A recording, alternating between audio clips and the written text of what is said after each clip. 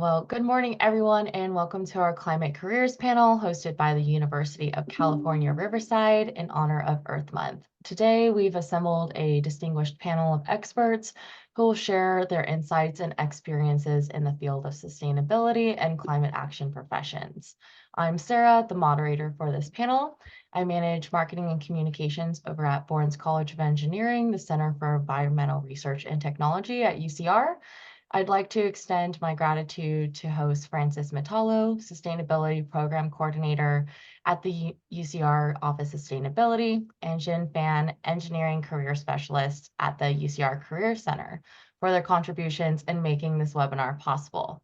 So today our panelists are Charles Cai, Associate Researcher and Adjunct Professor at the Center for Environmental Research and Technology at UC Riverside. We have Tyler Masters, Program Manager at Inland Regional Energy Network, otherwise known as IREN, and Western Riverside Council of Government, WRCOG. We also have Larsen Burack, Head of University Partnerships at College to Climate, and Tanfeng Cao, Program Supervisor, Technology Demonstration at South Coast Air Quality Management District. Our panelists bring a wealth of knowledge and experience to the table, covering a diverse range of topics within the sustainability and climate action sectors. Throughout the webinar, they'll discuss career paths, emerging opportunities, and the importance of addressing environmental challenges. So for attendees, we'll engage in an hour-long discussion with the panelists where you're encouraged to pose questions in the Q&A section of the webinar. If your questions are related to the ongoing discussion, the panelists may address them immediately. Otherwise, we'll reserve them for the end of the hour. The panelists can share links and information throughout the webinar in the chat section, so be on the lookout for that. Following the discussion, we'll open up the floor for your questions, so you can type them in the Q&A section, or you can raise your hand and to ask them directly on camera or on microphone. Our aim is to provide a personal opportunity for you to interact with these experts and gain valuable insights. So without further ado, let's dive in. Panelists, can you please introduce yourself, your job title, organization, maybe a little bit about your undergrad or graduate degree information, and also maybe what's the nature of your relationship with UCR and how do students typically get involved with your organization through their schooling? And anybody can chime in first. I guess let's start with Tyler. Sure. Thank you, Sarah. So my name is Tyler Masters. I'm a program manager with the Western Riverside Council of Governments and the Inland Regional Energy Network. I've been working here for about 14 years now, a little over 14 years. I was born and raised in Riverside. I love it here. I still live, work, and play here. I'm raising my family here. I think there's a lot of opportunities in sustainability. It's kind of what's keeping me around, as well as family and fun. I received my bachelor's in urban and regional planning from Cal Poly Pomona. And after getting a few years of kind of full-time experience here at WRCOG working on environmental and energy initiatives, I went back to get that's when I learned public sector and energy was what I wanted to do. I went back and got my master's in public administration from Cal Baptist University. So please, attendees, don't hold it against me that I didn't get anything at UCR. But I did stay local for the master's there. I threw out a couple of acronym soups for WRCOG and IREN. I wanted to explain a little bit better. The Western Riverside Council of Governments we're a regional local government that provides transportation planning, environmental, and energy programs on behalf of the 18 cities in Western Riverside County. A few years ago, we created an initiative, a collaborative, a program called the Inland Regional Energy Network, alongside our colleague agencies in San Bernardino and Eastern Riverside County. And the goal of this was really to design and implement energy efficiency programs for now the 54 agencies across Riverside and San Bernardino County. And the reason I'm here today joining you is because we have a new IREN Energy Fellowship. It's one of our workforce development programs, and we have a paid energy fellowship where we're placing 27 fellows, students for an 11-month fellowship directly with our cities, public works directors, city managers, the like, to work on their important energy and sustainability projects and help our cities work towards their own climate goals. WRCOG has been working with UCR and CE-CERT for as long as I've been here. One of our former board members was the mayor, former mayor Ron Loveridge, who was actually on 36 years ago, helped to create WRCOG. And I believe he's still a professor at UCR. So we have that connection, and we've worked with CE-CERT specifically on a number of different collaboratives and partnerships, and we utilize the Bourne Center quite often for a lot of our convenings and energy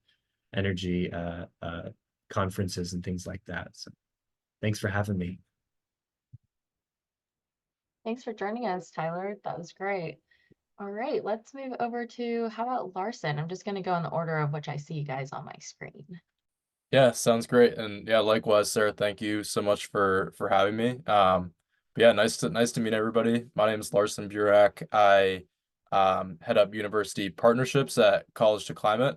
And I also am a product manager at Ohm Analytics, which is a company helping to kind of accelerate development in the renewables space across like solar energy storage and EV charging through data solutions. So do that as well.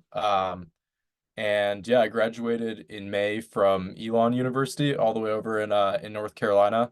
And I'm located in Boston now. I studied business and Spanish. And actually how College to Climate got started was myself and a couple of other students that I met looking for climate jobs, coming out of undergrad and not having a ton of support or resources or knowledge of even what kind of the space looked like. So we started hosting events, bringing students and early career professionals together around that idea of just educating students and helping them to find these really awesome careers in the climate space.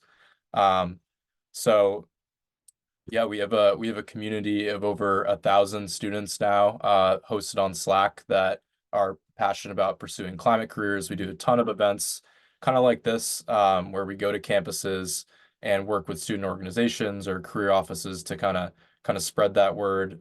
We have Launchpad programs, which is like a 4-week formal process, formal program where you can go through the climate job search process with a cohort of another 50 students, and we're running another one this summer. So it'd be really excited to have anybody on this call join that as well. But kind of the primary way to get involved with us is through our Slack community that I mentioned, and I'll paste the link in the chat. Anybody is free to join that. Love to see you in there introducing yourself. So I'll pass it on, but excited to answer some of the other questions on this panel. Fantastic. Thank you so much, Larsen. All right, how about Charles?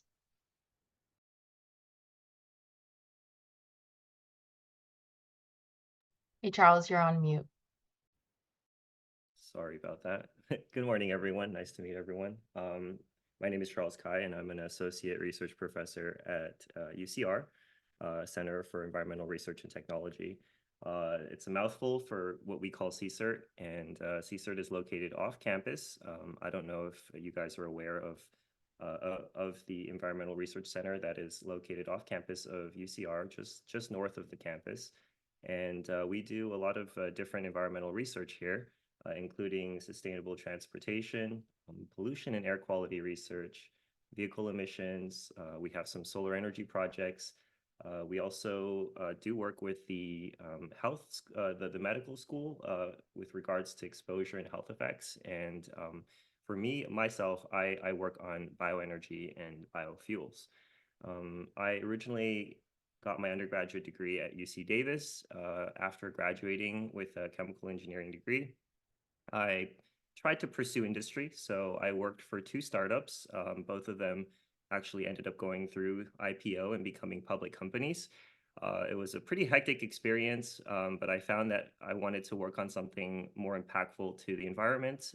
And although both companies that I had worked for had promised to do, climate action type of work, because of investors and various different benefactors and different movements within the companies, they decided to go after. One went after pharmaceuticals and fragrances, and then another company eventually went after pesticides or biopesticides. So with that, I decided to go back to school, and that's where I went to UCR for my PhD. So I was a alumni of UCR, and I did my studies actually here at CE-CERT under my advisor, Professor Charles Wyman, who is now retired. And he was actually introduced to me by someone in industry. I was actually just talking to somebody, and they were like, hey, you need to go talk to Charles Wyman at UCR because he's still doing, major bioenergy research, and, we think that you might be a good fit there. So I basically quit my job and went into grad school and got my degree after about 4 years, and I stayed on. And so now I am a professor here doing research in bioenergy and biomaterials. And during that time, I've also started 2 companies. So I have a company that is focused on technology within the space of bioenergy and biofuels. And then I have another company recently that I started that is looking into converting plant waste into sustainable textiles for the sustainable fashion industry. And in terms of opportunities here, I wanted to say that CE-CERT is part of UCR, and we are always looking for bright and talented and motivated students, undergrads as well as graduate students. We offer amazing experience, hands-on experience for applied research. I think over 90% or 80% of the research here at CE-CERT is applied. So you really will get your hands dirty. You'll get right into doing either solar energy research, biofuel research, or vehicle emissions research. And we span across multiple departments as well on campus with professors from the electrical engineering department all the way to chemical engineering department, and even the medical school. So we also offer scholarships. So that's something that's a bit of a bonus that a lot of other departments don't automatically have, is that if you work for us, we'll offer you scholarships. Some of them will be used to pay for things like your tuition and maybe your stipend, and then others are actually just scholarships to help you survive through school. Wow, awesome, Charles. Thank you so much. And it's really inspiring to hear your journey and kind of how you started in industry and how you ended up in academia. And those networking opportunities are a really large part of what we want to share today with everybody, because you never know who you can meet. And so it's really important to get yourself out there. And thanks for sharing all of that information about CE-CERT. And we would really love to dive more into that throughout the webinar, to share that with everyone listening. So with that said, how about let's move to Sam? Yeah, thank you. I'm glad I did last, as I hear from you guys. I'm adjusting what I would like to say. So thank you. Thank you, everyone. Good morning. Pleasure to meet the student, meet the student. I couldn't see you guys. I'm Sam Cao. I'm a program supervisor or project manager, as we call it, at the South Coast Air Quality Management District. I work in the Technology Demonstration Group. The South Coast AQMD, for you guys don't know, we're the Regional Air Quality Authority for the Southern California region that includes Los Angeles, Riverside, San Bernardino, Orange County. So if you go beyond Pelton, that's not South Coast AQMD. If you go above Grapevine, that's not South Coast AQMD. So most likely you guys live in our region. My group is very special. We were established by a special program in 1988 by the state legislature called the Clean Fuels Program Fund. So our revenue actually comes from all of you here. We take $1 on DMV registration fees for each vehicle in our basin. So we have roughly $13 to $15 million every year that we use to fund clean air technologies. So And you guys, there's a beautiful picture by Tyler's background, but that's probably not the case every single day here. So we have one of the largest port in the United States. We also have the most vehicle, and we have a very special geography area that's essentially cooking the emissions. So, the majority of the world is talking about GHG reductions now, or climate change and all that. In the South Coast Air region, we still have very much a PM 2.5, that's particulate matter 2.5 microns or smaller, or NOx issue. All these are precursors for harmful chemicals that eventually impact public health. So that's enough about my organization. I did undergrad at UCR, so I am a UCR grad. In fact, I'm glad Charles introduced it. I worked in the UCR lab, in the analytical lab in 2006. So I was an undergrad student researcher, but later on, I transferred out to UC San Diego to complete my chemical engineering degree there, just to explore something different. Over there, I did some nuclear energy research and also a library job, shuffling books. But when I graduated, it was a tougher economic climate. So I went back, talked to my professor, David Cocker, who was at CE-CERT as well. He suggested me to pursue the graduate degree here. So myself and Charles, we actually the same class. We were classmates back in 2010 through 2014 when I graduated. But I took a very different path. I was in the emissions and fuel research, so I was measuring vehicle tailpipe emissions. So a couple opportunities landed on me. One, I helped a startup to establish their measurement method. They were working with the project with Motor Trend, reviewing different cars. So they were measuring fuel economy for that. Then shortly after that, I landed on an internship job at Cummins for 6 months. So I went out to Columbus, Indiana. That's very close to Indianapolis, middle of nowhere, where I did 6 month intern. Then I came back, finished my PhD. Then I worked for 5 years over there. I recently came back to California, to South Coast AKMD. Now I'm a program manager here. So I'm happy to share more.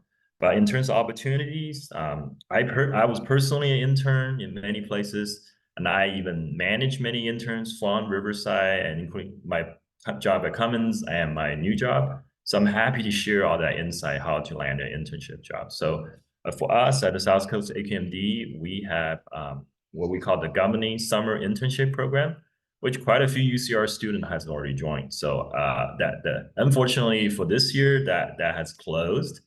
But I'm happy to share the link and talk more about it. Thanks. Thanks, Sam. Maybe you could drop that link in the chat, or I know we'll definitely be talking a little bit more about fellowship and internship. So if you want to drop it then, feel free. But I guess we'll just start with a little bit of an icebreaker, and any of you guys can kind of just pitch in and unmute when you want to, if you want to share. But maybe we can talk about one impactful or exciting sustainability or climate action project that you've worked on, and what were its opportunities for climate action work? Tyler? Sure, yo. So mine is a story I'd like to share. My favorite, most exciting project, I think I was probably about 3 years into my 14 here, and I was handed a program, ended up being our WRCOG regional streetlight program. It's still my favorite program project that I was able to work on because of all of the facets that went into this. And streetlights might not be a sexy, cool project, but everything that went into it was incredibly eye-opening for me. But to give you a little bit of context first, again, we're a regional agency. We discovered back in 2016, quite honestly, at the request of my public works directors, who I'm going to meet with later this afternoon, hence the get up here. But they started identifying, hey, WRCOG, why do we have this large line item budget every year for energy on this thing called, they named a rate, and it ended up being our agencies were paying over $20 million a year just for the electricity to power streetlights. They're like, is there any opportunity to reduce that? Reduce the energy usage, reduce the utility bills. So we started generating, it took us a few years. We started this in 2016, finished it in 2018, 2019. But we were basically able to identify weird situation. They didn't own their own streetlights. City of Menifee, for example, did not own their own streetlights. Edison owned them.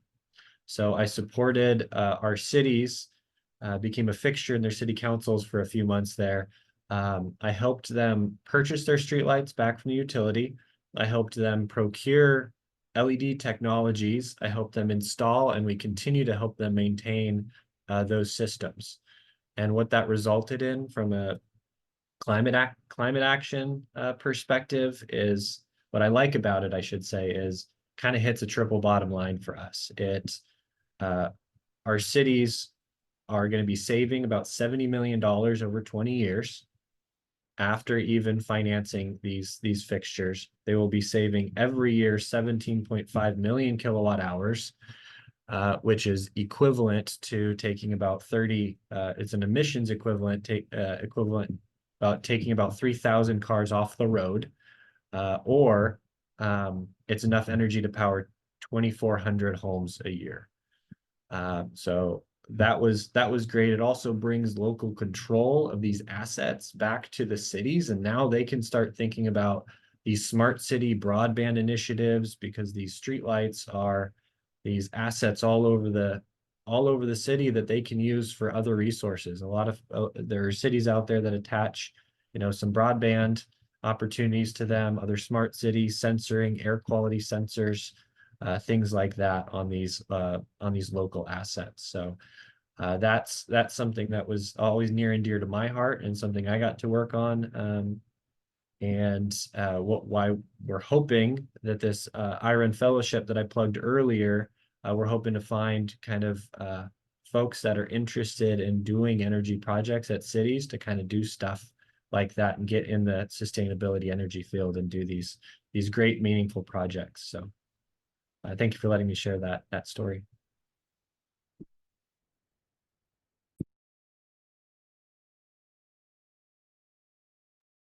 Charles, did you want to share? You had your hand up. Charles, you're on mute again. You have to unmute. I'm sorry. Well, thank you for that, Tyler. That was pretty awesome. So I'd also like to share a story, more academic in nature, because I did quit my job and go back to academia. So I was knee deep in research, in bioenergy research. Graduate school is tough. It's much tougher than undergrad. You have to be a lot more independent. Sometimes, if you don't succeed, you have to try again. That's pretty much that would pretty much summarize my entire graduate experience. Originally started trying to develop a technology to convert waste plant matter into sustainable materials, as well as biofuels. And one of the most difficult parts of doing that, technical parts of doing that, is to how do you efficiently and inexpensively break that plant matter down? At the time, there was already a few competing technologies, but none of them could prove that they were economically viable. So I basically toiled around in the lab, looking at different solvents, looking at different temperatures and conditions to try to break plant matter down, until I found a couple conditions and a few things that were notable. And I remember going to my first conference and giving a talk. And when I gave the talk and introduced this thing that I discovered, I was a young student. I really thought this was really cool. And then as soon as I gave the talk, I think about 4 people came up after my talk and started to criticize my research and said, this is all you did? Like, what's so special about this? There's and I think I got a comment where it's like, oh, this was done 30 years ago. And you can imagine how disheartening that is, right? It's like, well, I'm new to this field. I put a lot of work into giving my first talk to tell the the industry what I've done, and a lot of criticism kind of showered in. And although it was very discouraging, I think it also sort of lit a fire up under me to do better. And so I went back into the lab, and I tried to spend, I think, the next like 18 months trying to prove why exactly the technology that I was introducing was impactful and different, and an improvement to what had already been released or published. And from that point onward, I just kept toiling around, reaching out to people, talking to people, trying to learn more. And eventually, I landed a contact at the Oak Ridge National Laboratories. So Oak Ridge National Laboratories was actually one of the sites that was famously used to develop the nuclear bomb and nuclear research. And they had this top secret supercomputer that was like the fastest supercomputer in the world, and it was being managed by this guy, Jeremy Smith, who was the governor's chair. He was like some hotshot dude at Oak Ridge. And I just reached out to him. And I was like, hey, it looks like I'm having difficulty proving this concept that I had introduced, a few months back. I was wondering if I could collaborate with you. And after listening to me, he was actually quite intrigued. And he managed to sign off on, I think, over $1 million of electricity. He basically, this was before Bitcoin too. This was before any cryptocurrency. And it was unheard of for someone to offer me $1 million worth of electricity to burn on a supercomputer. And so I took the opportunity. I flew over to Oak Ridge, and then started toiling away on the supercomputer. And we eventually broke a record. We did a model that was over 1 million atoms, which at the time was unheard of, and we just pressed play. And as soon as we pressed play, we let thermodynamics take over, entropy take over, you could say, and we were able to capture about 50 nanoseconds of a time point that kind of simulated the environment that I had tried to create in my lab. Once we did that, we got some pretty exciting results, which was sort of the breakthrough for me in my career. Was once we were able to run those simulations, we were able to show that what I had introduced 18 months back was actually worth introducing, and it was actually something that was new. That technology ended up becoming the co-solvent enhanced lignocellulosic fractionation, which is a mouthful, but for short, we call it SELF. And so that was my first invention in school. We went through the UCR patent office, and we patented the invention. And as soon as we set the course right, we published some papers to prove the naysayers wrong. We then went about and started my first company, which was called MG Fuels. And that company currently licenses this technology from UCR.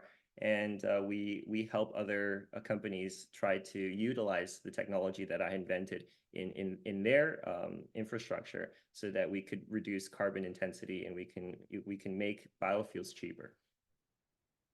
Thank you. Wow, Charles, that is really awesome. And I could see the passion in your eyes when you're telling that story. So thank you so much for sharing all of that. Larsen, did you want to share? Yeah, absolutely. And Charles, that was a really cool story, and I particularly like the part where you talked about just kind of reaching out to the other person in the lab that had kind of a big title, and you never know what happens. That's something, and obviously it worked out super well. So that's something that we always love to tell our students in our community at College to Climate is, especially in the climate space where there's a lot of kind of startups, a lot of hiring happens through networking, kind of off job boards, we really try to help them develop those cold outreach skills and not be afraid to reach out to a CEO or somebody who's very high up at a company you want to work for, and just be bold and express, you expressing your passion for what they do is oftentimes they're going to be very receptive to it. So yeah, that was awesome. And yeah, to talk about a little bit of a project related to College to Climate, love to talk a little bit more about our Launchpad program, and kind of how we see ourselves making an impact on climate is really by getting as many students as possible into the field. Because with every student interested in a climate topic, is one more person that's working to drive that change. So that there's a couple of examples from our program where students have actually met employers in the program and gotten internships or full-time roles there. So that's super exciting for us to see students kind of coming in with a baseline knowledge of climate, or not even, you know, climate change. I think a lot of people are very familiar with that, and it's kind of just common knowledge at this point, but just, you know, a basic knowledge of what the space actually looks like, and, you know, being able to break that down, figure out the people you want to reach out to, and kind of initiate that like informational interview, networking, job search process that is super important, especially kind of the way hiring is done in climate is really cool to see. So yeah, we've had a bunch of students who've either come through the program, met employers directly and gotten connected for roles, or kind of tangentially, you know, built up those skills. And then outside of the program, we just had an awesome member of our community, Callan, who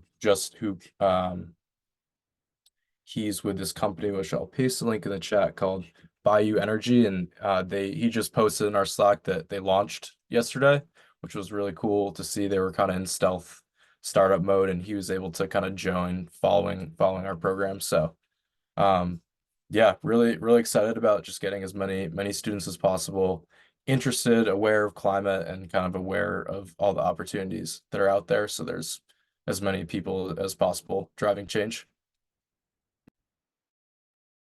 Thank you, Larsen. All right, we'll move over to Sam.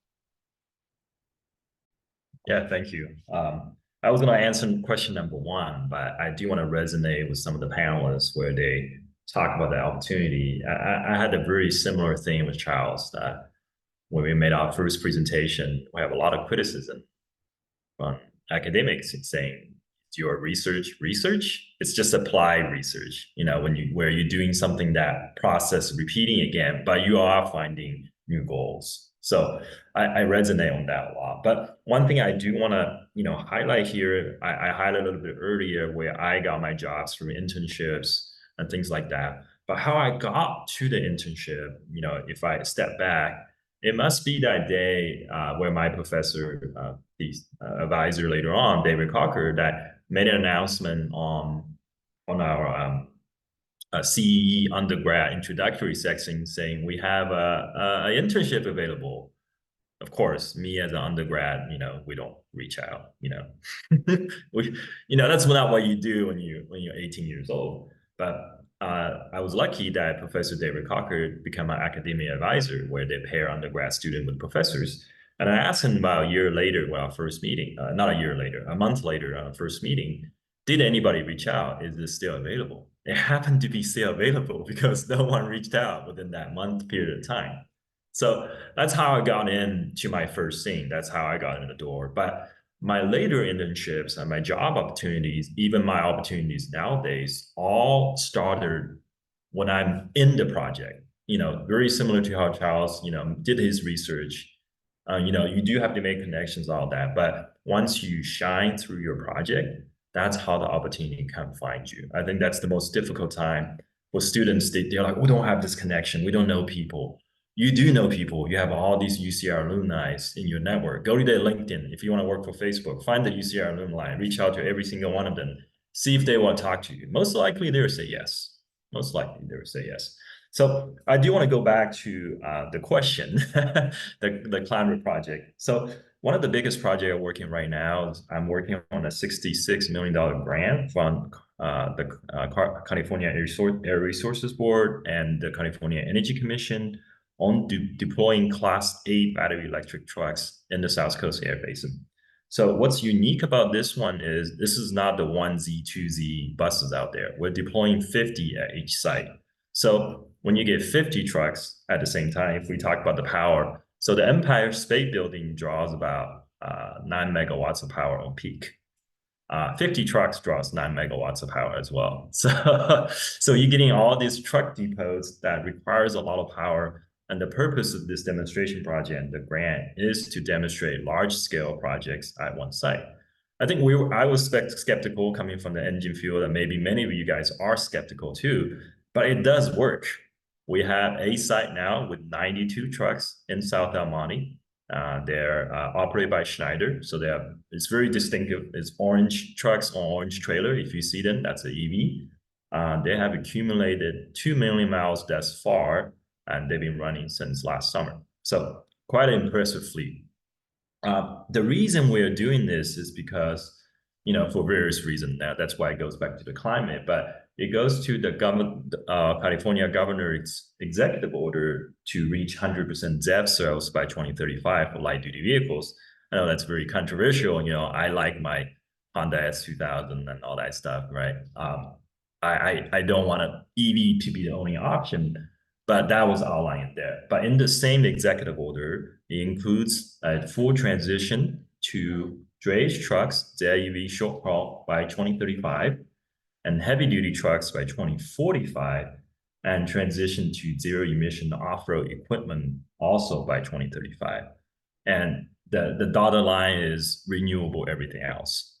So with that goal in mind, there are many regulations, both in the federal government and also in California state, such as the ACC2, Advanced Clean Cars 2, that's kind of going for that 2035 deadline, ACF, Advanced Clean Fleets, and ACT, Advanced Clean Trucks. So, I'll say, we're all hands on deck from the state government to the local government to achieve these kind of goals. So it's never a better time to join zero emission vehicles. So I just talked about battery. We're also working on fuel cells. So I'm happy to share a little bit more, but if you guys want to chat offline, you can send me a LinkedIn message. But more than interested to share more. So it's pretty exciting time right now to be in a zero emission vehicle space. Thanks for sharing all of that, Sam. It definitely is a very rapidly growing industry, and so it's really interesting to hear about. And I guess we have a comment in the Q&A section, and so I figured maybe we could answer it live. Hey, Charles, there is a comment saying, Charles, your experience with presentation resonated with me. I researched with PR, sorry if I don't know how to say that, Cas9 for about 2 years, but I felt so much imposter syndrome and that some things in the lab environment felt toxic to me. I still would love to work in genetics and help with climate change. How does working in privatized research differ from academia? That's a really great question, and this question is actually pretty near and dear to my heart because the company that I used to work for, I'll say it now on this panel. I didn't think it was that interesting, but I had worked for Amyris, and for those who know, Amyris was one of the first huge startups, darling of the Silicon Valley, that was focused on CRISPR technology and focused on bioengineering. And as you know, back then, I think this was like 15 years ago now, but back then there was a huge debate on the viability of CRISPR as well as different technologies. And as soon as everyone started boarding the train to using CRISPR, it seemed like anything was possible, but then also nothing was possible. So I definitely resonate with that question. I think working for industry, you get paid well. I think that's the first thing that I want to say is that coming out of undergrad, working for industry, even at a startup in the Bay Area, I was making decent money. However, it's very fast paced, meaning that you have projects coming in left and right. You have people who want you to do things for them left and right, and you're pretty scatterbrained all the time. You're always kind of wrestling and juggling different agendas and different things that different projects, different deadlines, and you never feel like you could ever kind of get on top of it all. And also at the same time, there are things that don't work in industry, and what ends up happening is that there's a huge upset in your department. People get moved around, or you get laid off. And actually, in one of the departments that I worked on at Amyris, I think I had originally joined with 4 people, and within about 2 weeks, 2 people got laid off. So that was kind of an eye-opening experience. Now moving over to academia, now academia is a lot slower. It was quite the difference in experience, quitting my job, going into academia, and then realizing that I was in a lab alone, toiling away at different things in the lab for man, I want to say 60 to 70 hours a week. And basically making best friends with my lab computer, sometimes playing solitaire late nights, just trying to get experiments done. And you start to realize that in academia, all the departments, all the different functions of a company, it gets whittled down and filtered down to you. And then you're the only person. You're responsible for yourself, and you're responsible for the success and failure of yourself. And although it is daunting at first, it actually for me felt very liberating. I no longer felt like I was on someone else's schedule. I felt like if I had developed something that didn't work, the onus was on me. It's my fault. And I can then, go back and try something new.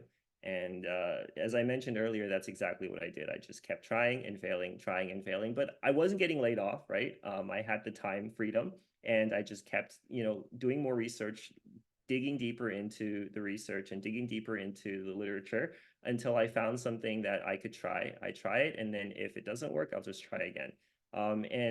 And doing that actually helped me to develop and grow more as a researcher, but also as a professional, because I got to see how the different compartments of my company operated all in one person in the lab. And I think not to belabor this response too long, but I wanted you to understand that the feelings that you have are warranted completely, and you're always going to have to deal with somebody who isn't going to agree with what you're doing. But the difference between academic research and industry is that you have the time to do it, and also although you take all the responsibility, you also reap all of the reward.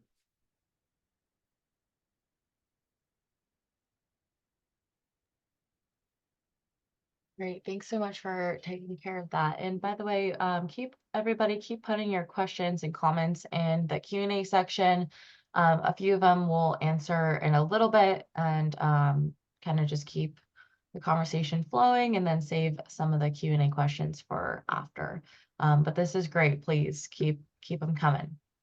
I guess for everyone, I'm really curious, maybe we can talk about a few aspects of what inspired you to pursue a career in sustainability, and maybe what's been the most rewarding aspect of your work.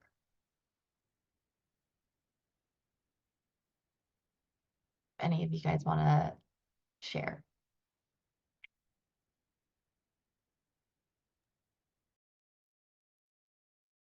Sure, I'll jump in. My response to this question is probably unfortunately short. I ended in this career by luck. In my intro, I was an urban regional planner and a master's in public administration. I originally got my first internship where I'm currently at WRCOG, doing environmental stuff. This is like solid waste recycling, organics recycling, and things like that. It turned into an opportunity to develop some first of their kind programs, at least for my agency, specific on energy. And I just so happened to be interested in it, not trained or experienced in it, but interested. And I took that interest and began, we had, at that point, it was a couple $1 million grants to do a couple $1 million worth of stuff across the 18 cities in my service territory. And it was simply just, it was fun to do. It was rewarding. And I realized why later on in my career. I originally wanted to be an architect. Wasn't sure why. I liked the drafting. I liked all that stuff. But later in my career, I realized I wanted to be an architect. I'm obviously not an architect now, because I was building something. I was providing something that the public could use. I was providing a service, a product that was usable and maybe increasing quality of life for certain folks. I realized this was really my driving force for what I wanted to do in energy. I wanted to do something that people needed, and was important. It helps to meet, obviously California has some progressive climate goals, energy goals, and, being a part of that scene and working with local governments, helping to implement projects to help local governments in their communities to reach those goals and provide that value to community members, really kind of scratched that itch. And so I realized for me, the rewarding aspect is, increasing quality of life, providing a usable service for community members. That's great, Tyler. Thank you so much for sharing that. Hey, Sam, I see your hand is up. Yes, let me lower the hand so I remember. So I want to resonate about what Tyler was saying. I guess I also entered by luck. As an undergrad, I did enter chemical and environmental engineering. So you chose the climate path right off the bat. So, but CE-CERT just happens to be that incubator of climate projects and research. So that did enter by just pure luck. But what has led to me to my position right now at this point was, if you guys see my LinkedIn, I forgot to share on my introduction. I did a business degree in 2017 through 2019, right before I started my current job. Through that business degree, it's an MBA for those of you who are wondering. But people who wants to scratch that career change or MBAs after they worked on their job for a little bit, I'm similar to Charles, but mine was a little delayed after a couple of years. I was working on something extremely technical that I had been working on when I was a student researcher at CE-CERT and also in that field. So I want to project myself 5 years, 10 years out. Do I become more specialized? Or do I want to explore something a little bit different? So I think the MBA or continuing education, you're thinking, right, you already have a PhD. Why are you keep going to school? You're just collecting plaques on your wall. You can't see my wall here. But it was very eye-opening for me. It teaches you on a higher level. It doesn't teach you the nitty-gritty of how do you balance out debit and credit, how do you balance out the accounting equation, but rather to give you an over here perspective. One thing that led me to this current job is the MBA program gave you, Larsen just said the same thing, informational interview assignment. So I interview our vice president for my company. It was literally a career-changing type of interview. So I interview all my colleagues in California. After all those interviews, I slowly narrowed down to, okay, this is probably the best thing I could do to leverage my existing experience and give me a positive change. Because before I was working on engines and emissions, nothing about zero emission battery electric. So, but now what I find to be super satisfying is I do see a bright future in the field and the things I'm working on. I'm making a positive impact. I see there are some questions in the Q&A regarding concerns about pollution, battery recycling, et cetera, et cetera. I think some of the panelists will answer a little bit, but that drives innovation. I think technology drives innovation. And don't worry, and there's plenty of people working on the recycling aspect of it. But I think ultimately you have to set your student-wise, your self-expectation. Do you aim for the research, the fund? Do you want a smaller role, work-life balance? You got to think about that ultimately. For me, for now, that's how I got to where I am. And it's super satisfying thinking I'm making a positive impact. I'm making the air cleaner, similar to what Tyler's background is. It is exciting, so. Hey Sarah, see your message. I can go real quick. I guess my story's pretty short, but growing up in New England, just even over the course of my lifetime, I'd say the winters are it's just different. Like from 10 years ago to now. Skier, hockey player, love doing stuff outdoors in the winter and kind of seeing more and more that that's not possible. So that was kind of my motivation for trying to work on climate. And yeah, like to answer the other part of the question, I'd say a rewarding aspect was, when we were first rewarding aspect of the work, when we were first starting College to Climate and just hosting some basic meetups every month with a group of students, we really wanted to organize a career fair, and so I went to the career office and a career counselor I had a really good relationship with at Elon said, hey, like let's plan like a career fair here at Elon for, climate companies. And she was like, that will just never happen. You know, it's just too hard. We don't know any of the companies. You don't know any of the companies. There's not enough students interested. Um, and we actually reached out to another company who was in the climate space called Terra.do, who was becoming kind of like a climate careers company for mid-career professionals looking to transition from maybe like a big tech role to a climate tech role.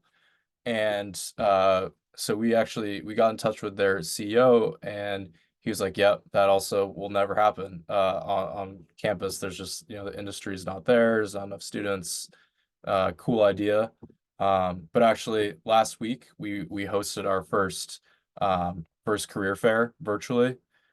We had a bunch of climate companies come, around 100 students who were interested in the roles that they were hiring for. So that was super cool to see that come full circle, and that'll be the first of many. So we're really excited about where the industry is going, and kind of trying to build that community that links the students and companies working on cool solutions.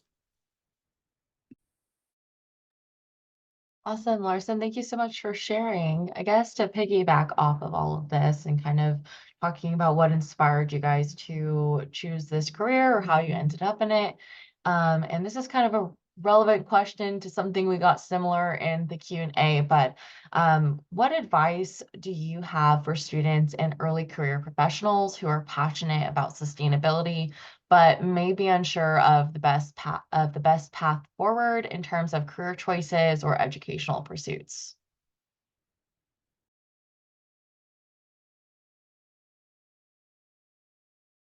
So whoever wants to take this question, feel free.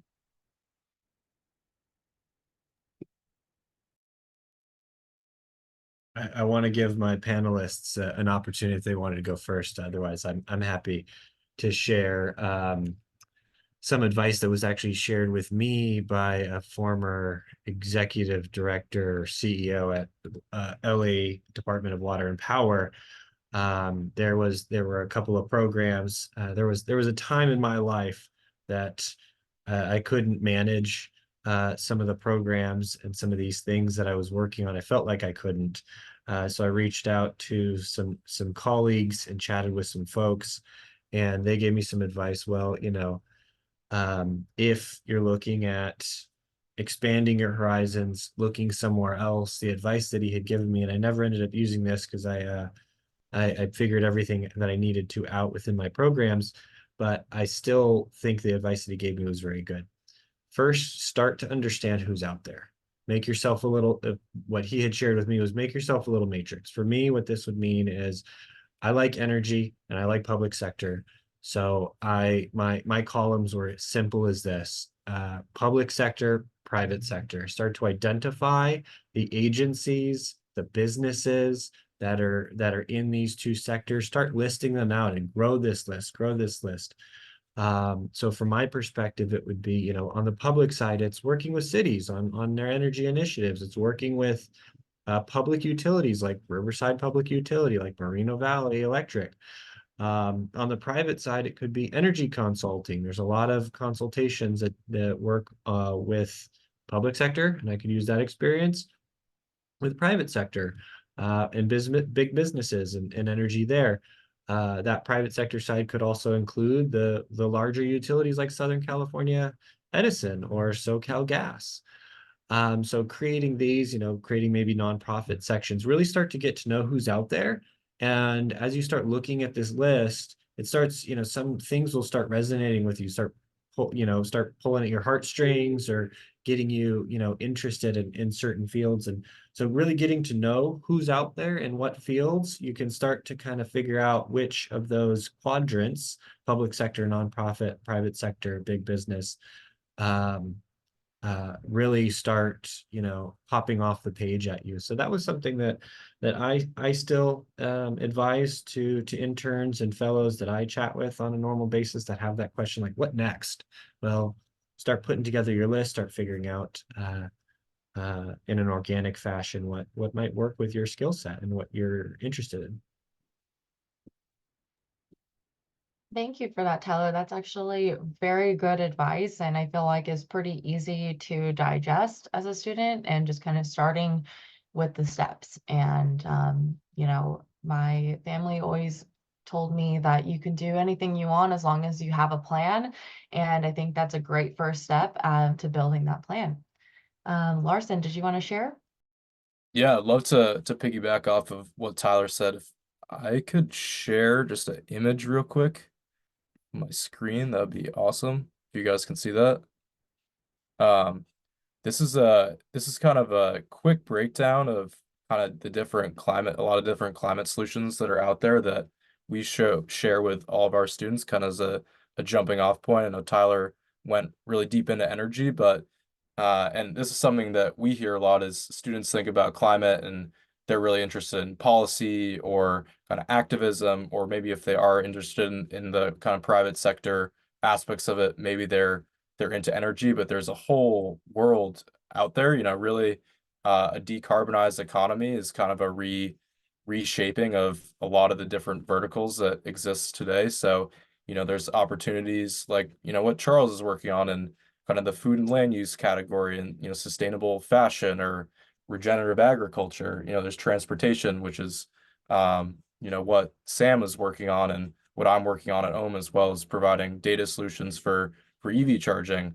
There's stuff across the built environment, carbon capture and removal, climate management. So kind of tracking how we're doing, how we're getting towards that net zero goal. And then another one, which I think is really cool, is industrial carbonization, things like making, zero carbon cement, or zero carbon steel, or kind of making, a manufacturing process a lot more efficient.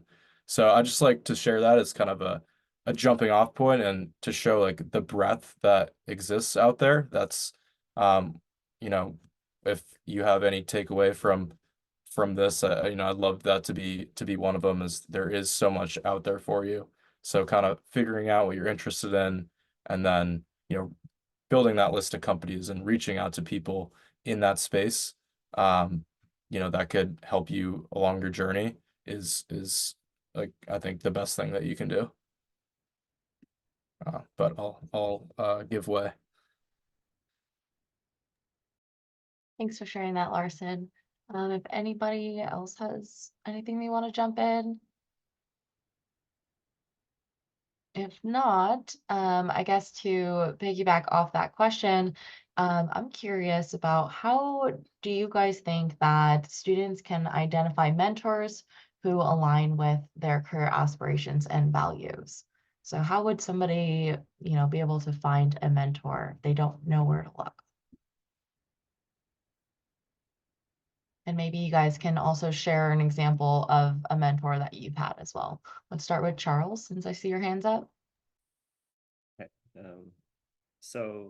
My response is pretty quick. For me, because we have good access to the internet, it's to go into the school directory, go into the department, either your department or even another department that's related, and just look through the faculty list. There's oftentimes a bio for every faculty or every professor and what they do, and they usually tell what type of research they're doing. You can even look them up on Google Scholar and perhaps read a couple papers that they've recently published, and that would be an incredibly good starting point. I think some of the more effective ways that students have reached out to me is they would have they basically link to one of my recent publications, and they're like, hey, I thought this publication was really cool. I'd like to learn a little bit more. And that's really all it takes. And LinkedIn is another really powerful resource that you can use. There are groups on LinkedIn, such as like the biofuels group, which I'm part of. There's also environmental groups as well on LinkedIn that have both professional and academics, and as well as students. And you have to overcome your shyness and just try to find the directory of the people and what they do, and reach out to them. Thanks, Charles. That's very good advice. And I think LinkedIn is a great platform, and that's what it's meant for. So that's great. Okay, Larson, did you want to share? Sure. Yeah, a couple quick things. So I was able to get a mentor through a community that I joined while I was still at school called MCJ Collective, and they have another Slack community with a lot of climate professionals and mid-career professionals that are also kind of just looking to transition to climate. And the person that helped me out actually wasn't somebody who was working on climate yet. He was actually a data scientist for Major League Baseball. And I was looking at kind of like data science product positions. And he helped me put together like a portfolio project, kind of analyzing some energy data. And we, in a sense, he was looking to learn about the industry as well. So we kind of worked on it together and collaborated. So I would just, yeah, not underestimate anybody's kind of ability to help you. And if you're reaching out to somebody asking for help, don't sell yourself short either, because maybe this is an opportunity for you to actually provide some value to them as well. So yeah, I think mentors are awesome. I'll paste the link to MCJ there. It's a really cool community if anybody wants to join. And our Slack, the College to Climate Slack too, is a really great place to find mentors. So yeah, I'll leave it at that. And I wanted just to add a quick thing, use your existing resources. There's alumni groups within your schools, within your departments that can be useful for you. Your career center is also very useful. There have been some students that your career center has sent to me, and I've invited them down and I chatted with them for a little bit. So there's a lot of opportunities there. I would reiterate what I heard Charles say: overcome the shyness. That was a big thing for me years ago, when I was like a lowly analyst. My director said, find a mentor in one of our cities. I wouldn't have done it had it not been recommended, because I was fearful that they might say no.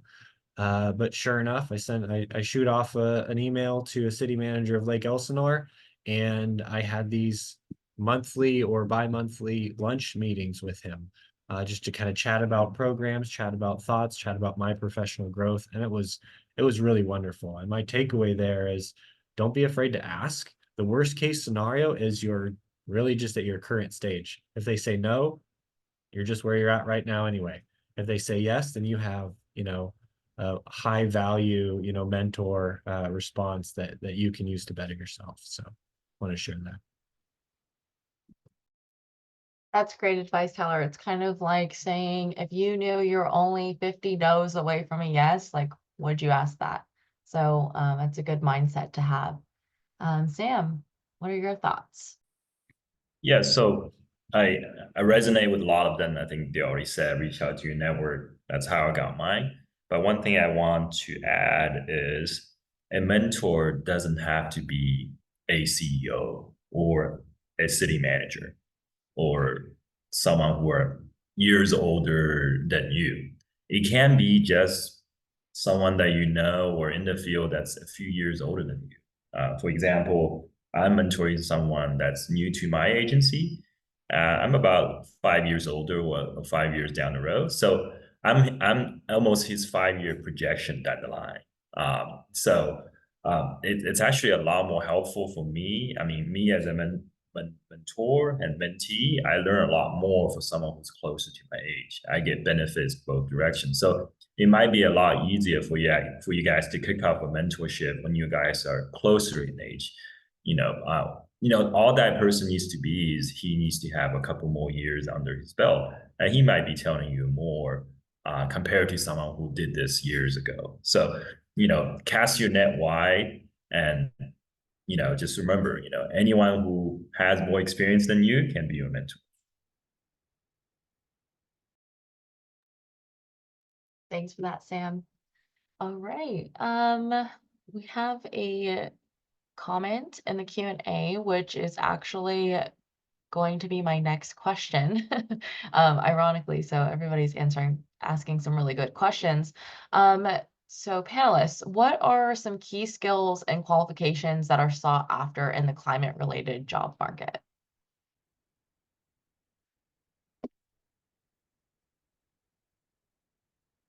Larsen? Yeah, I think the biggest thing is just showing your passion. That's what my boss at home always says when we're trying to hire new people. It's like they just really want people.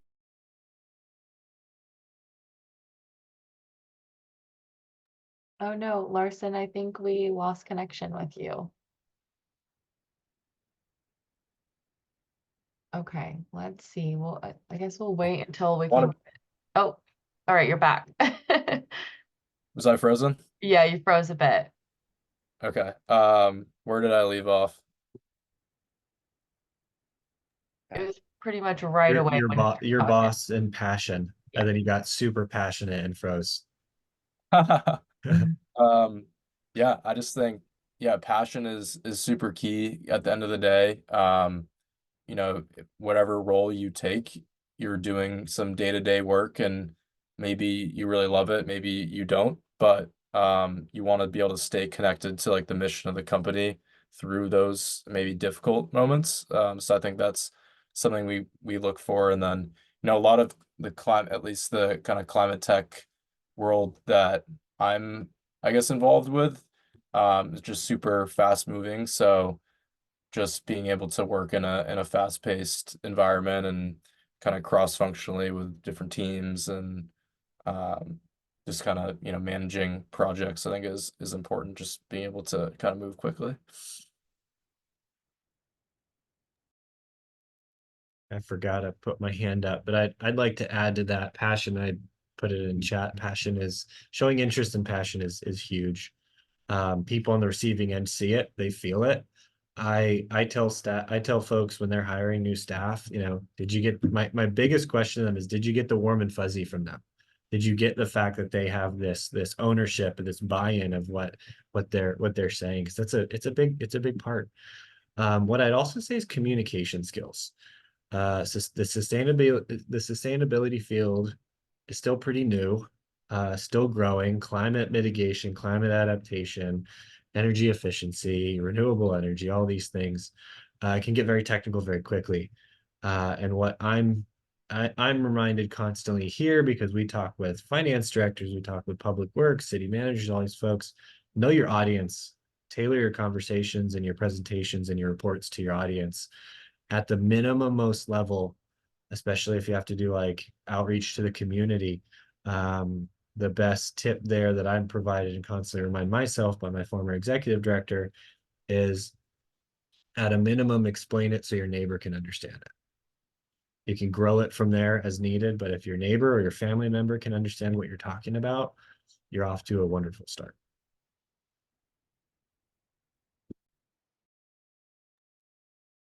That's great. Thanks so much, everybody, for sharing. And you know, Charles had put as a response in the Q&A, talked about team building, professional networking, passion in one of the climate pillars that Larsen mentioned, open mind to creative solutions, and problem-solving skills. Those are all really great.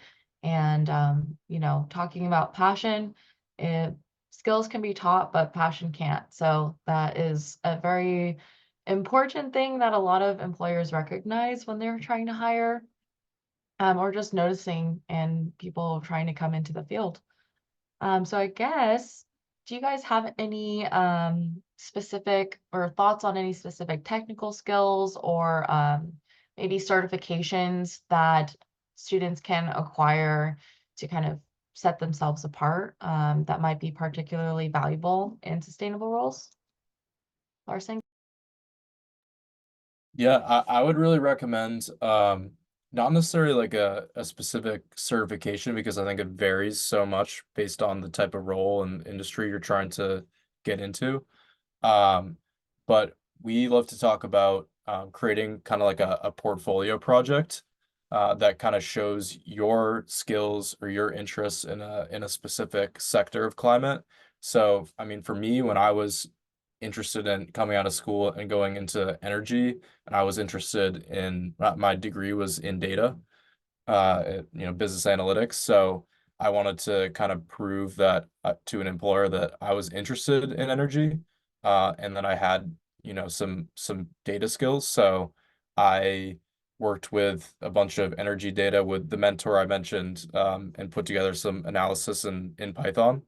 And that was kind of, it doesn't have to be a super elaborate project, but any kind of thing like that where you can demonstrate your skills and interest for the particular kind of vertical that you're pursuing at the same time, I think is really key. That could be as simple as like writing a LinkedIn article about regenerative agriculture, if that's what you're interested in, or, creating a survey to, you know, to ask students about electric vehicles, whatever it may be, however you can just relate it with what your interests are and what you're trying to pursue, I think is a really good tactic that employers appreciate. All right, feel free to jump on, Sam. Yeah, of course. So I think one thing the students, you are thinking is, you're worried about or, concerned about developing certain skills, but ultimately is how you approach an issue and problem, your attitude towards how you are approaching your school or resolving a problem is ultimately carried through your entire career. Let's say if you are someone who don't want to put in too much work or want to do the least amount as possible, myself guilty included, shortcuts and only study the bare minimum. But it's all about studying and learning. I'm sure everyone is here, all the panelists, including everyone that's here from the Career Center, we're constantly in the learning period. I did not get taught in electric vehicles. I have to self-study. So there are a lot of resources out there on LinkedIn or social media. Once you click on something, you follow some pages, this wealth of information is pushed to you. Having a very good understanding, just stay curious. It's going to be super beneficial, not just in the climate field or just as a person in general, where you can brag about it to your friends when they want to argue with you. So it's always good to do more learning and more reading. So.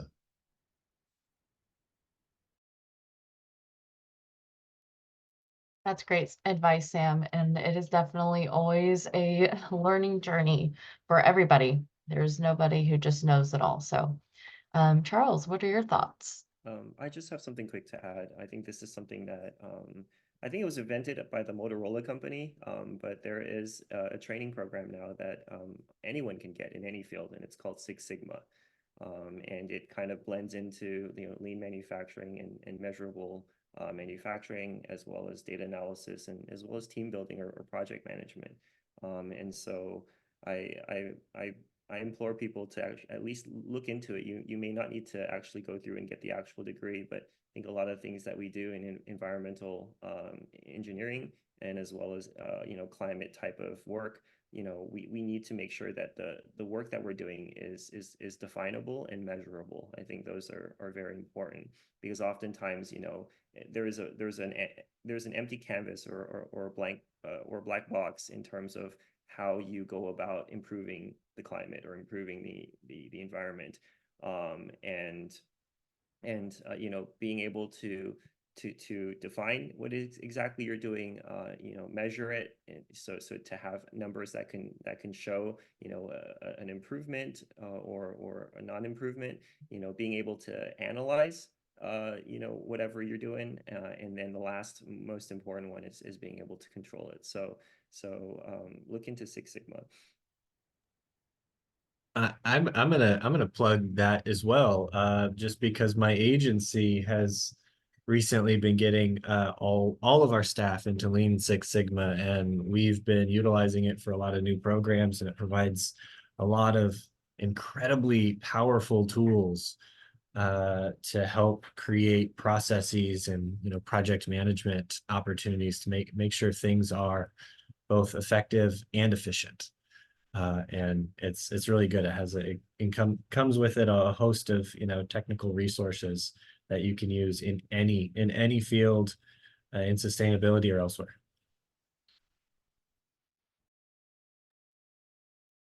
Hey, thank you. And yeah, thanks for putting that in the chat. I was going to say to put a link. So that's great.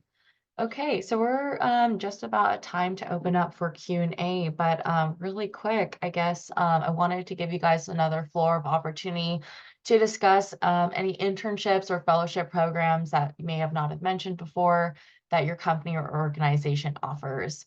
And then maybe if you guys want to just talk a little bit, it's kind of similar to a question we asked earlier, but are there any particular qualities or characteristics that you guys look for in prospective interns or fellows during the application process?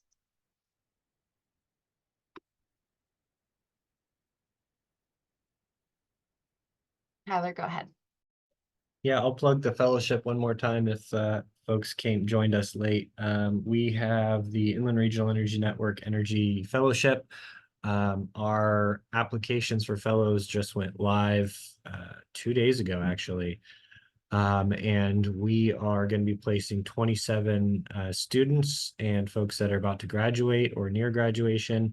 We're going to pay them and place them directly at cities to work on energy and sustainability projects and goals for an 11-month period. From placement goes in September through August of every year. So we're doing applications right now.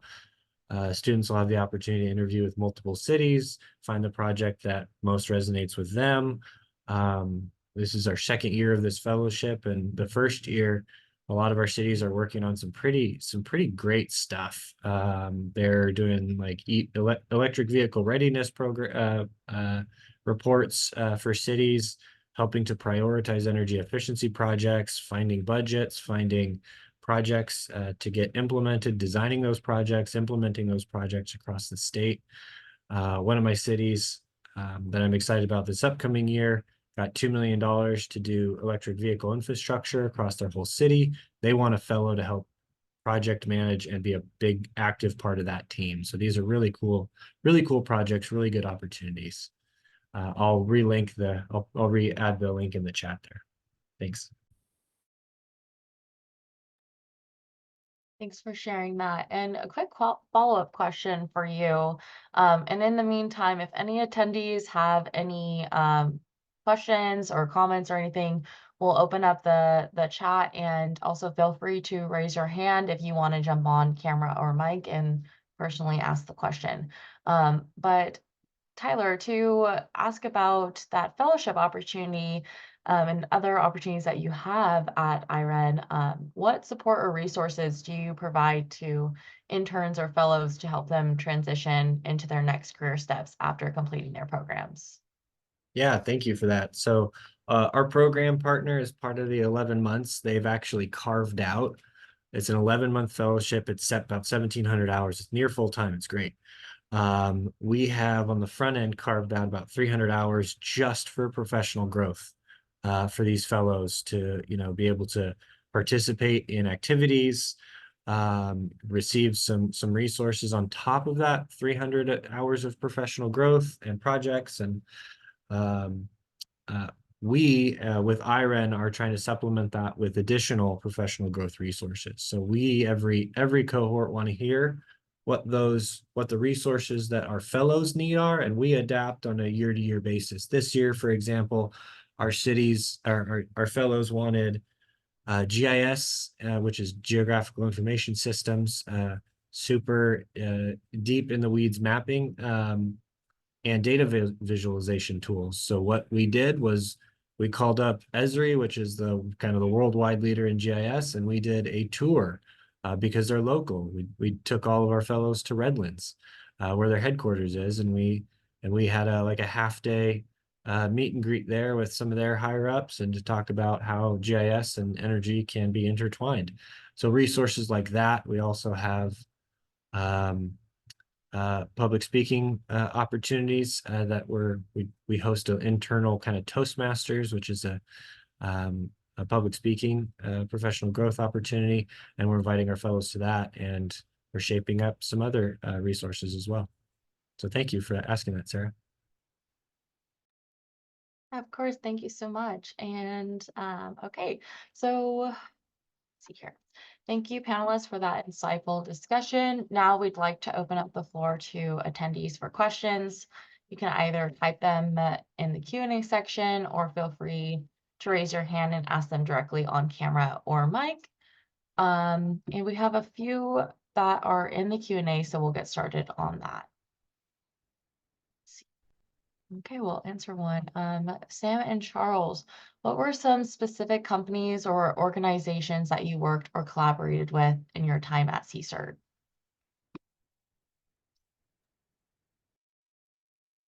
Charles? This is a good one for Sam. Sam, do you want to take this one? I think you've worked with a lot of different people.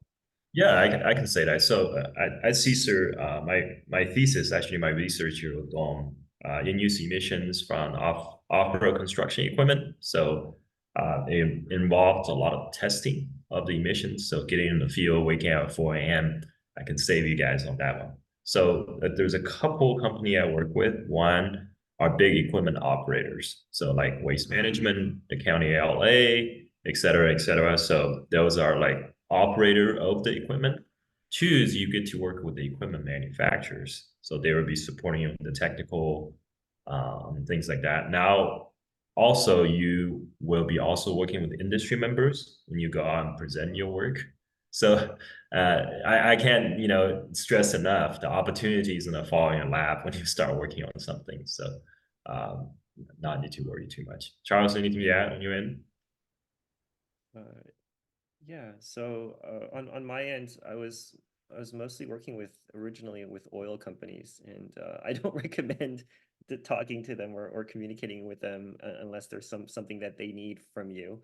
I think the other groups that were helpful were also like Athens was a really good connection, because in doing any type of environmental research, especially if you're converting waste matter into something useful, you need actually to understand where that waste matter comes from. And so, just like Sam was mentioning earlier, working with waste management, I was working with Athens, which is also a Southern California waste management company, and they actually hosted a tour for me to check out their landfill, which was a smelly experience, but it was really enlightening to see where all the garbage goes, and we took samples and stuff like that.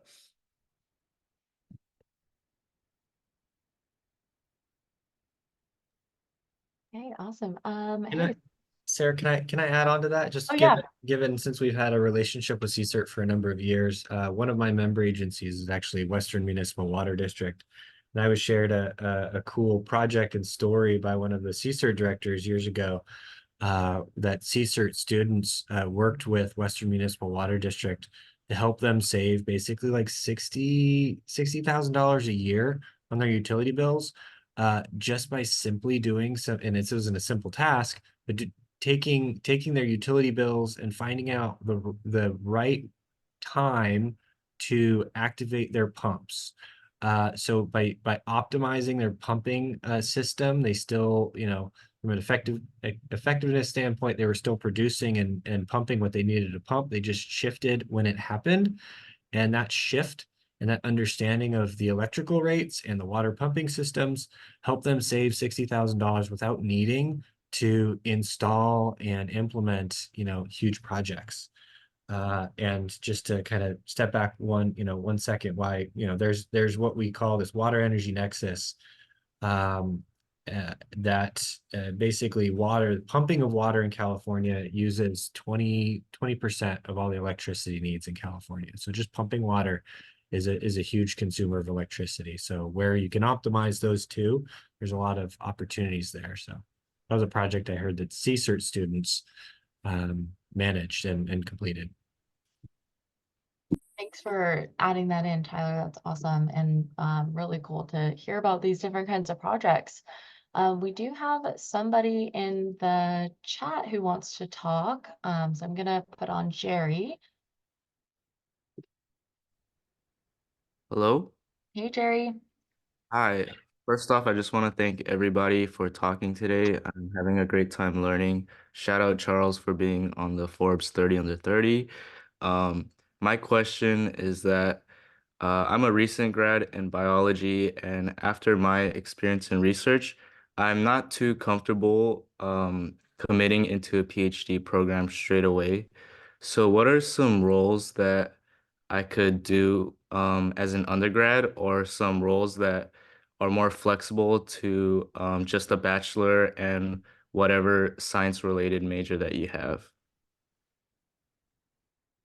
I can I can help answer this.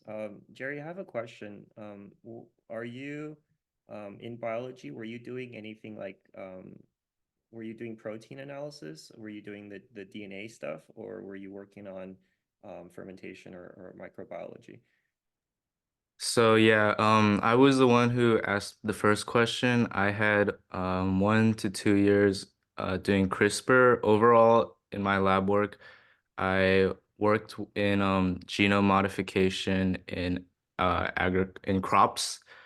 So I worked with my first project was actually in soil, and then the second one I was the one where I worked directly with CRISPR. I did um a microbiology project with plant microbiology. And then I did a second project that had to do with rice specifically. And then I had a third project that worked specifically with CRISPR and virus response in grapevines. Okay, that's really cool. That's actually really close to what I was doing with the first startup that that I was working with. It was called Marone Bioinnovations in Davis. There's a lot of that type of work actually going on in Central Valley as well as Northern California. And if you're not against moving for work, I would say that probably your best bet is to find opportunities in the Bay Area. Now I know, I don't know if you've heard, but there's been a tremendous amount of layoffs in the biotech industry. And that's because, you know, the bio industry, much like the technology industry, does go through like a tick and a talk type of schedule where, you know, the first part of the research phase is where they hire a lot of scientists, a lot of lab techs, a lot of associate scientists, and they do a lot of really cool research. And then as soon as that research hits a certain milestone, then what they do is they lay off the entire research team and they go straight into process development, or what we call PD. And then that's where the engineers come on board. And so you being a non-engineering background, a science background, what you want to do is you want to look for a company that's still in the research phase, and you want to either work as a lab tech or an associate scientist if you can get that kind of position. And I think you will learn a lot. It's incredibly fast paced, and I think the two most readily hireable positions in this field are fermentation. So if you know anything about fermentation, think that'll give you a leg up. It is gruesome work, but it is work nonetheless, and it pays it pays pretty well. And then the other one is microbiology research, where you're basically doing streaking, plating, and you're helping to develop assays that screen for various different phenotypes that you're looking for once you do the genetic manipulation. So I hope that that helps you to understand. Location would be Bay Area, Northern California, or San Diego. There's one company, I think Genomatic is in San Diego, and then microbiology and fermentation. Thank you so much. That helps a lot. All right, everyone, thank you so much. We are coming close to an end, but I did want to answer or ask one last thing that was in the Q&A. And we'll probably have some time at the end if you guys want to keep putting some questions in the chat. I think a few of our panelists can stick around for a few minutes after just to answer and kind of chat about anything that's still lingering. But somebody in the Q&A section said, is a graduate certificate useful in landing a job in the climate career field? I'm a recent graduate who did a lot of research and not ready to pursue a full master's yet. I'm going to sign up for a couple graduate level courses online so I can figure out where I want to head next with my research. At the same time, I hope to get started with a job in the sustainability field. Also, since I noticed some jobs and fellowships require me to be in a program. As a recent grad, I'm feeling so lost about what I should do and don't want to rush into something. So if any of you guys have some thoughts.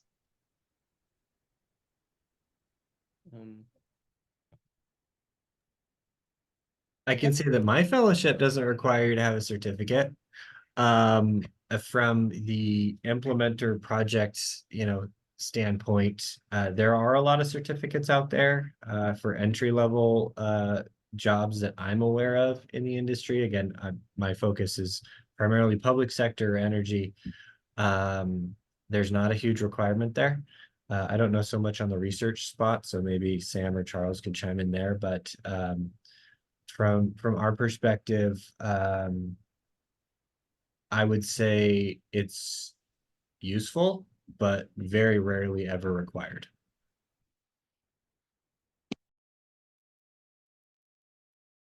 Yeah, so likewise, you know, a graduate degree is not required. It's not even preferred. Sometimes, many times, you're gonna be overqualified in a sense. But what I want to highlight and put in the plug, because both Charles and I went to the graduate degree, I think it's more than just a certificate. It teaches you how do you think, how do you focus on a very specific problem, and it's just treated as a job, right? I think a graduate certificate, at least for us, is a different type of career path. We chose to be in the graduate school. We're getting paid a stipend, very little amount of stipend every month, but it teaches you how to think, how do you critically thinking a problem and go through the process of publishing papers and defend yourself against criticisms, and you know, how do you go further and further out. So I do myself, the graduate degree was extremely beneficial to me. I would highly recommend it if you're ever thinking about it. But again, I have met engineers in my previous company that they did not go through a graduate school, that they went back, or they were doing a job while they're doing graduate degree. So there's nothing wrong with going either path. So you might have a better understanding of what do you want to do in a graduate degree after you work for a couple of years.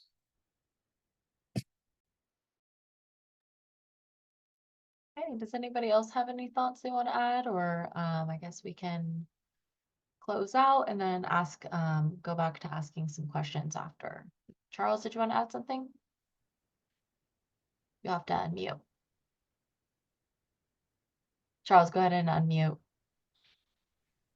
What Sam was saying was right on the money. You don't need a graduate degree unless you're looking to doing something more specific, or you're looking to do some more independent type style work. I think one thing to add to what Sam was saying is that being a graduate student, going through and getting your PhD or master's, the master's itself, I hesitate to recommend a master's because not only do you have to pay for it, it's, you know, you have to pay additional tuition, but masters are really used for someone to redirect their, or to be more specific in their expertise if they didn't get that in their undergraduate. So it's sort of a patch to what undergraduate work that you've been doing in order for you to sort of be a little bit more specific, or to change the field that you originally wanted to pursue in undergrad to then you know, to something a little bit more more precise with your master's.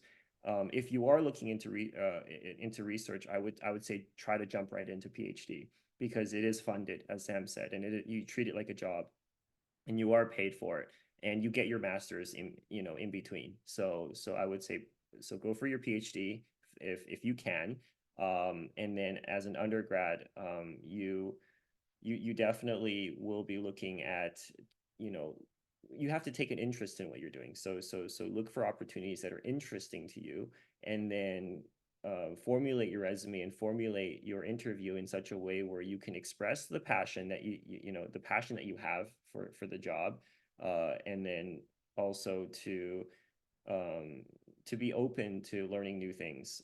I think when I hire people, I think those are the two most important things that I look for, is that someone with passion, who isn't afraid to, you know, to go above and beyond to find solutions for problems, but also being open-minded enough to be doing things that they may not be that comfortable with initially.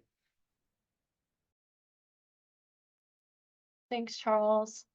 And Larsen, did you have a quick comment? I saw your hand was up, and then we'll do a closing. Sure, yeah, really quick. I'd say for a lot of roles in climate, kind of outside of the research piece, I really don't think the, you know, master's or PhD is necessary at all. This is maybe a strange example, or maybe a bit rare, but you know, my boss doesn't you know, actually prefers to just hire people out of undergrad. Just people who are really passionate about working in that startup environment and just passionate about the problem. So at the end of the day, I think kind of that's been a theme of the panel. just that passion is kind of the most important for kind of ending up where you want to go. Thanks, Larsen. Oops. All right. So as we wrap up today's Climate Careers panel, I want to extend a heartfelt thank you to all of our panelists for sharing their time and expertise with us. It's been a pleasure learning from each of you. And to all of our attendees, thank you so much for joining us today and for your engaging questions. Your curiosity and enthusiasm are what makes events like this so rewarding. And we hope you leave feeling inspired and empowered to make a difference in the world and just a little bit more knowledgeable about how to do that. As we near the end of our discussion, the conversation doesn't have to end here. If any of our panelists can linger a little while longer, if any attendees still have questions or reflections they want to share, or simply just want to say hello, I'll open up the chat for further dialogue. Outside of the Q&A, you can now type in the chat. Or if you feel free to raise your hand if you'd like to join the conversation on camera or mic. And once again, a big thank you to everyone for being a part of today's webinar. Let's continue working together towards a brighter, more sustainable future. Take care, and until next time.